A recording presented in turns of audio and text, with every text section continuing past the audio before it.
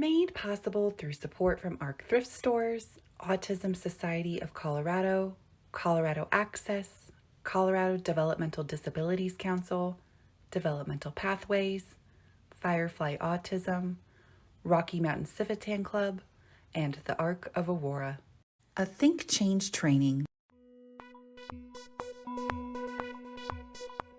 Hey there, everyone. Thank you so much for joining us here today for another episode in our multi-part series all about molding the path to adulthood for youth with developmental disabilities.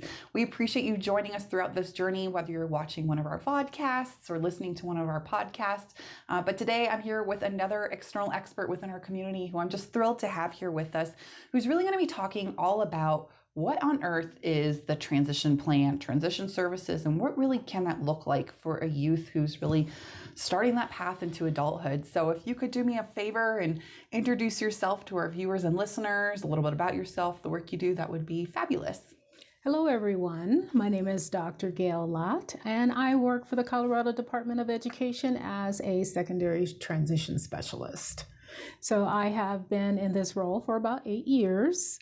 And I support school districts, special educators, special education transition providers around effective transition practices. I support families and provide training to families around secondary transition planning as part of the work that I do. So I love it. Oh, that's so great. And you've been there a long time. That's wonderful. I have been there a long time. So I'm sure you've had many different perspectives of what, transition services and planning could look like for post-secondary schooling. Yes, absolutely. Yeah.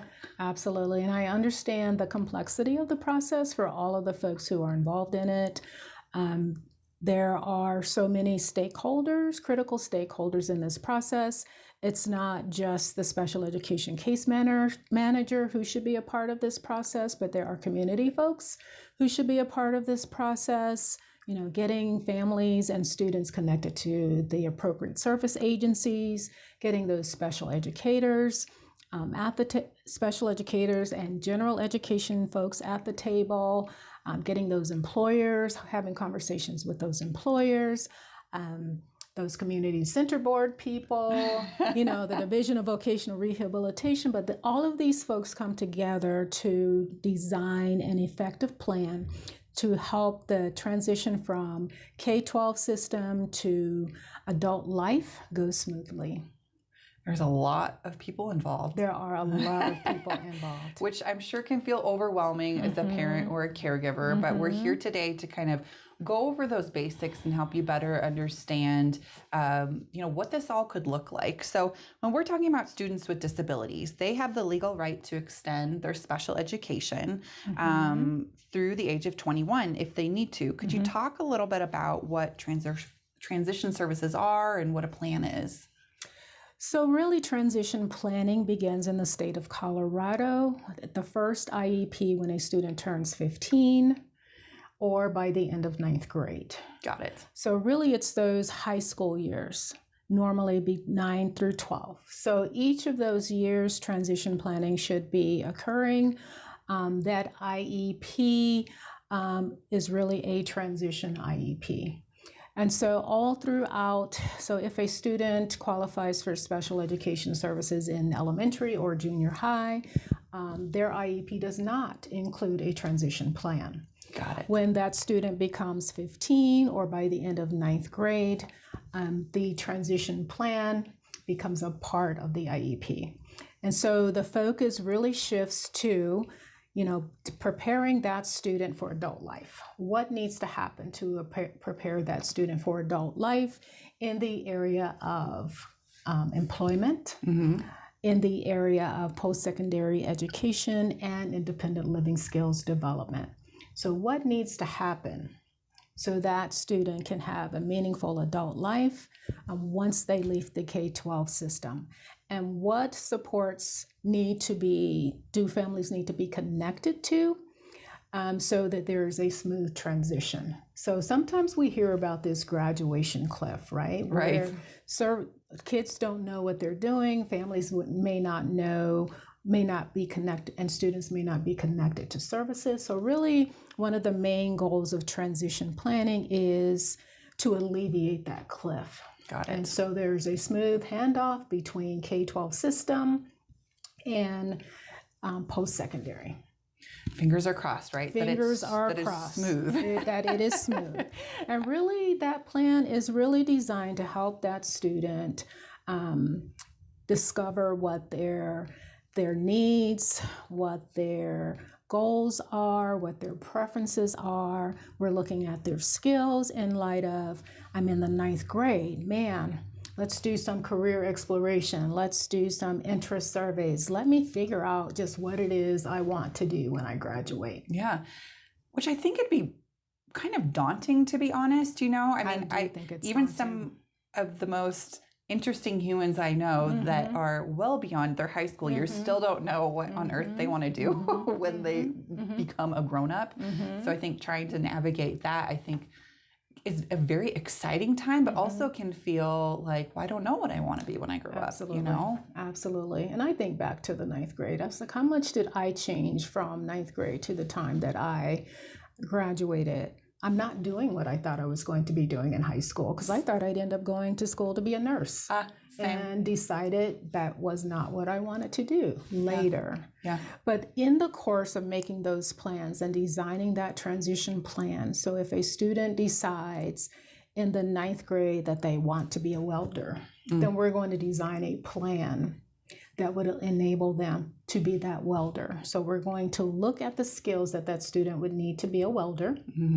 We're going to look at where the student currently is, and we're going to try to close any gaps between where the student currently is and where they want to go. So we're going to help them to develop those academic skills, those social skills, those skills related to employment, maybe some of those soft skills that are related to becoming a welder, providing them with lots of opportunities to explore and find out if that's truly what they want to do. Yeah. So it's okay if they change their mind later, but we want to design a plan that is focused and targeted that will enable them to meet their goals. That's awesome. I love hearing that, especially just knowing that it's not just, it's individualized, It is right? It's not just like, it's individualized. not going to be one size fits all. Not everyone is going to want to be a welder Absolutely. or whatever it may be. So whatever it may be. really individualized, I think, is something that's so important and powerful, especially for self-determination of these youth who are then transitioning into adulthood. Yeah. And research tells us that a student who is more self-determined is going to be more successful. And so really targeting some of those self-determination skills, it should start before high school. So a lot of the things that we talk about in transition, I know I get asked all the time, when should this actually begin? So we really think transition planning and having those discussions about students should be happening in elementary school. So building those self-advocacy skills, helping that student learn how to set goals. Why not talk about careers in elementary school? That's fair. And so why not get students involved in going to their IEP meetings and talking about their interests, their needs, their preferences? Those conversations should really begin as early as elementary school. Building some of those independent living skills, all of those things should be happening as early as elementary. They're just not required until later. Got it. But, I almost feel, and when I talk to many of my colleagues, when you talk about waiting till high school, it seems kind of late, right? We know we have to do it in high school, but it's so much better for students and everyone involved to start as early as possible. That's great advice. Thank you for sharing that. I appreciate it. So as we're kind of going along this journey, I think an important thing to you talked about this a little and kind of understand the differences is the transition plan the same as an IEP or a 504, and what are the differences? And we always try to be really thoughtful with our acronym usage on our podcasts and vodcasts. So what does the IEP stand for also? So an IEP is an individualized education program. Those are developed for students who have met certain eligibility requirements in the 13 disability categories that have been identified in IDEA. So once a student has been determined to have a disability, then an IEP or an individualized education program is developed to address the needs of that student. And really, when you're talking about an IEP, you're talking about, does the disability have an educational impact that really impacts their learning, really impacts their academics? So it really means that that student will need some specially designed instruction and related services in order for that student to be successful in school. Absolutely. And so when you're talking about a 504 is for an individual with a disability, but they do not meet the eligibility requirements to be considered the disability eligibility requirements, so they don't need an IEP.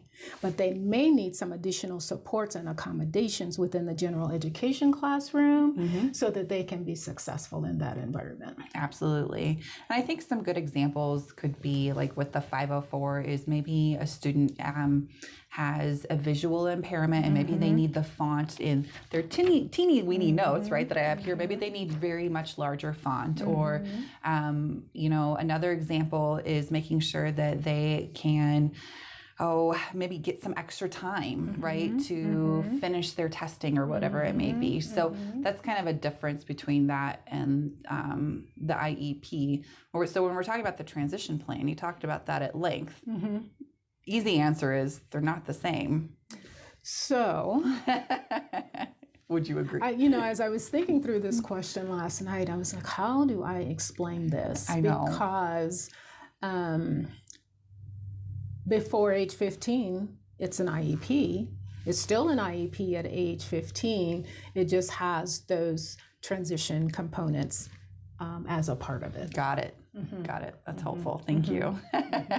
So every IEP that is developed at high school is a transition IEP and should have those transition components in it. Got it.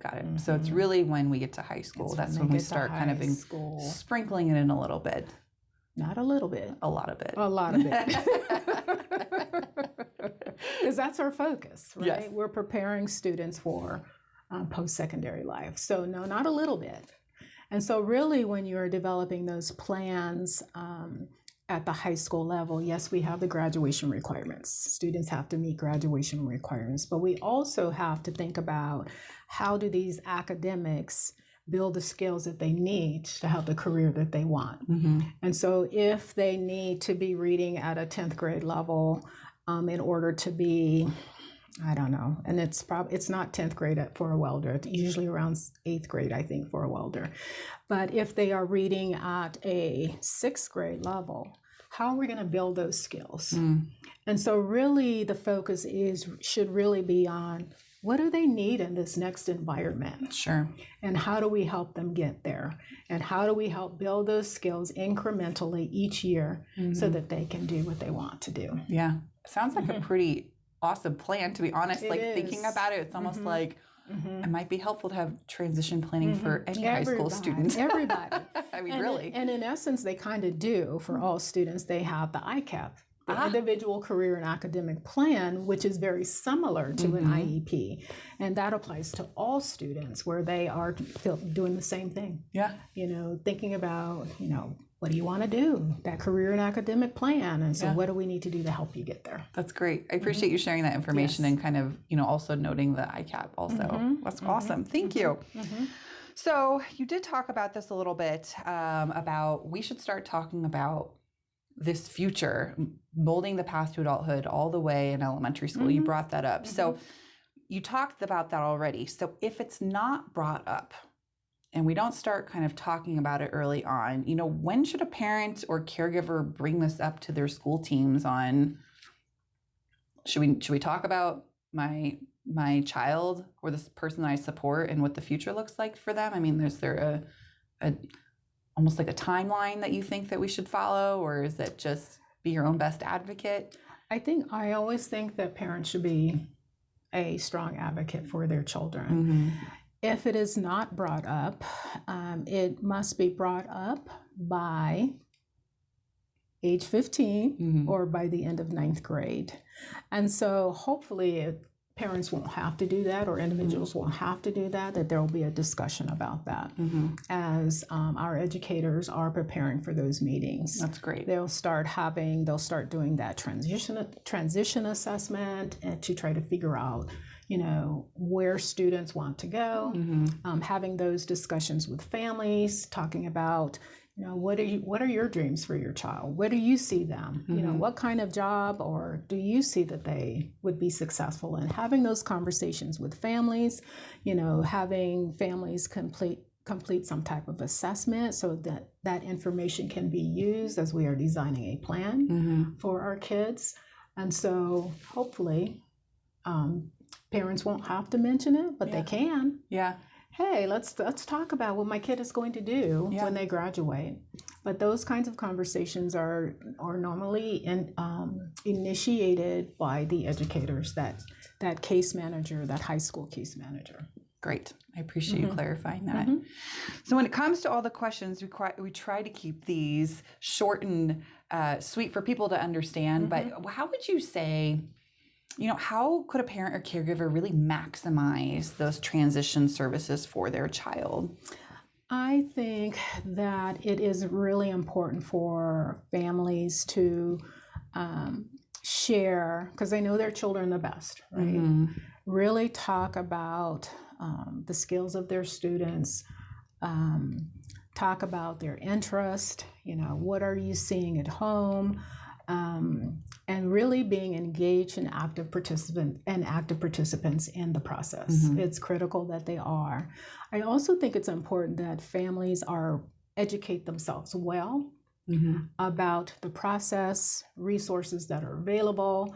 I think it's really important that they build a support network, talk to other families who have gone through the process, and ask lots of questions. If they don't understand, then ask questions. I think that's really important. And I think that there are things that families can do at home to build independence, talk to their child about their disability, help them to understand their disability and the kinds of accommodations that they need in other environments. Helping them to learn to advocate for themselves is really important, that students have that skill. So I think that those are some really important, just a few important things for families to do. Wonderful. Within this process.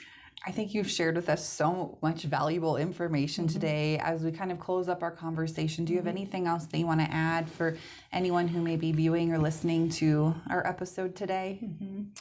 I think one important thing to consider always is that the earlier those conversations start to happen, the better.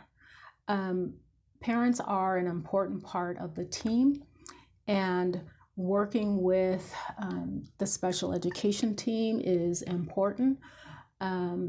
Allowing students to have an active voice in this process is also important. So attending, voicing their opinions about what they want or what they need, having them lead their own meetings or some portion of their meeting is really important as well. There's so many pieces to transition, but I think that those are important pieces. Yeah, that's great. Yeah. And I really appreciate you being here today to kind of shed some light on, it's a lot to take in, but really breaking it down for people to have a kind of, that primer understanding of kind of what this could all look like. Because we always tell people that training and education is the least intrusive form of advocacy. So having you here, giving people kind of these learning opportunities to learn about transition services is really important to us. So yes. Yeah.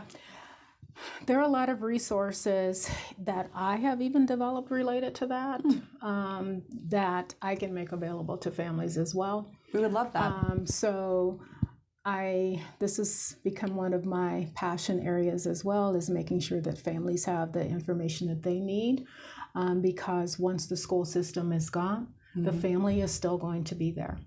And so the family knowing and understanding how to navigate this process is critical. Absolutely. Because they'll always be there. Yeah. Well, and I appreciate you willing to share those resources with us. We'll be sure to share whatever you provide us with in the show notes for you to access, whether it's in the podcast or podcast. So we are always open to resource sharing. So we very much appreciate that. Absolutely. Well, that's everything I have for you today. I super appreciate your valuable time sharing your expertise with our viewers and listeners. And it was fun to be here. Yeah, see, I told you it would be fun. Yes, absolutely. All right, everyone. Thanks for tuning in. And in the meantime, stay curious and take care. Bye-bye.